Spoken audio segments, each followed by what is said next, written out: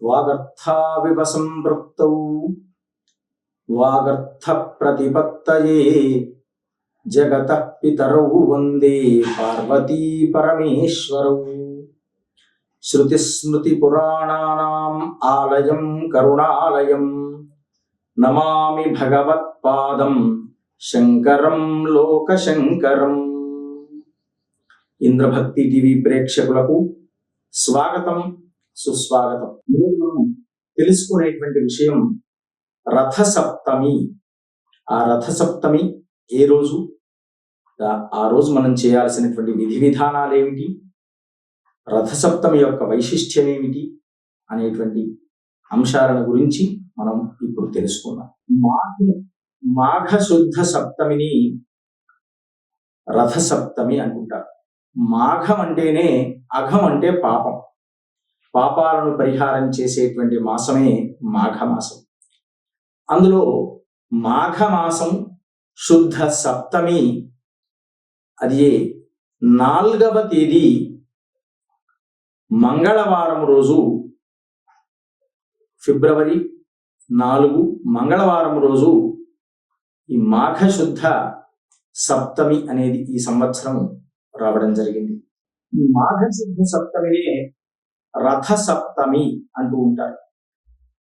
ఆ రోజు స్త్రీలు శుభప్రదంగా తలంటు స్నానమాచరించుకొని గుమ్మము బయట రథము ముగ్గు వేసి అక్కడ పేడతో చక్కగా శుభ్రంగా అలికి పాలను వేడి చేస్తూ ఉంటారు.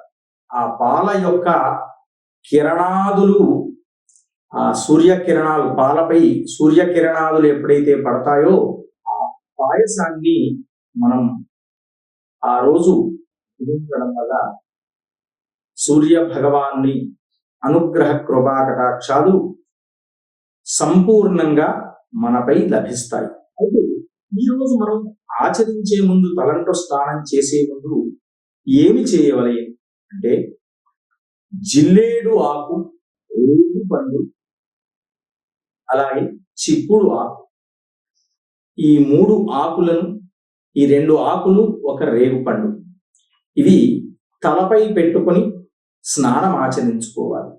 అయ్యా, ప్రధానంగా ఎందుగూర్చి ఈ యొక్క ఆకులు తలపై పెట్టుకొని మనం ఆచరించుకోవాలి స్నానం అంటే, ఋతుకాల క్రమంలో శిశిర ఋతువులో సూర్య భగవానుడు ఉత్తరాయణ పుణ్యకాలం వచ్చిన తర్వాత ఆ యొక్క కిరణాదులనేటువంటివి ఎక్కువగా చిక్కుడు చెట్ల పైన, అలాగే చెట్ల పైన సూర్య కిరణాదులు అనేటువంటివి ఎక్కువగా పడుతుంటాయి. అలాగే రేగు పళ్ళ యొక్క చెట్ల పైన ఆ సూర్య కిరణాదులు వాటిపై ఎక్కువగా పడటం వల్ల ఆ ఆకులు మన తలంటు స్నానం తలపై పెట్టుకొని స్నానం ఆచరించుకోవడం వల్ల మనకు సంపూర్ణమైనటువంటి అనారోగ్యము, బాధల నుండి నివారణమై ఆయురారోగ్యంతో ఉంటామనేటువంటిది శాస్త్ర ప్రమాణం. ఎందుకంటే ఆ రోజును సూర్య జయంతి అని పిలుస్తూ ఉంటారు. రథసప్తమిని సూర్య జయంతి అంటారు. సూర్యుడు యొక్క రథం, సూర్యుని యొక్క రథానికి ఒకటే చక్రం ఉంటూ ఉంటుంది.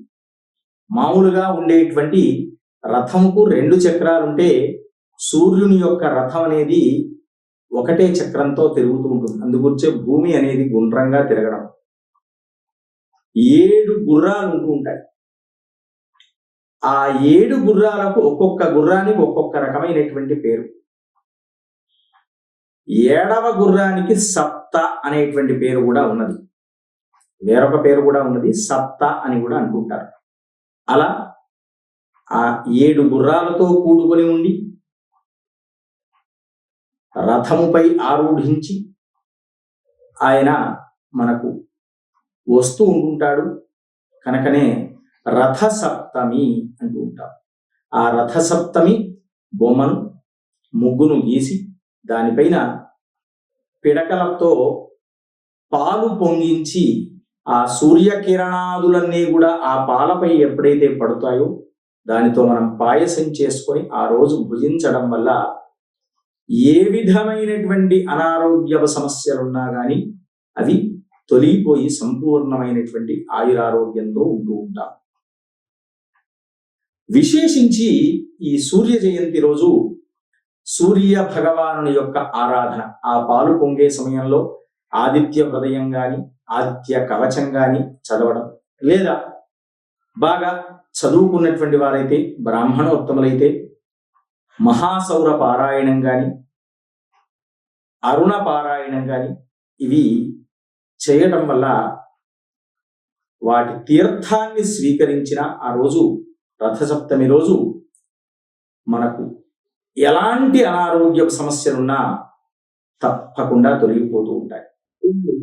శాస్త్రంలో చెప్పారు, ఏ విధము క్యాన్సర్ గాని ఏ విధమైనటువంటి జబ్బులు ఉన్నటువంటి వారు కూడా సూర్యారాధన, అది మహాసౌర పారాయణం గాని లేదా అరుణ పారాయణం గాని ఆ తీర్థాన్ని ఎవరికైతే ఇస్తూ ఉంటారో సంకల్పం చేసి వారికి సంపూర్ణమైనటువంటి ఆయురారోగ్యాదులు అనేటువంటివి సిద్ధిస్తూ ఉంటాయి.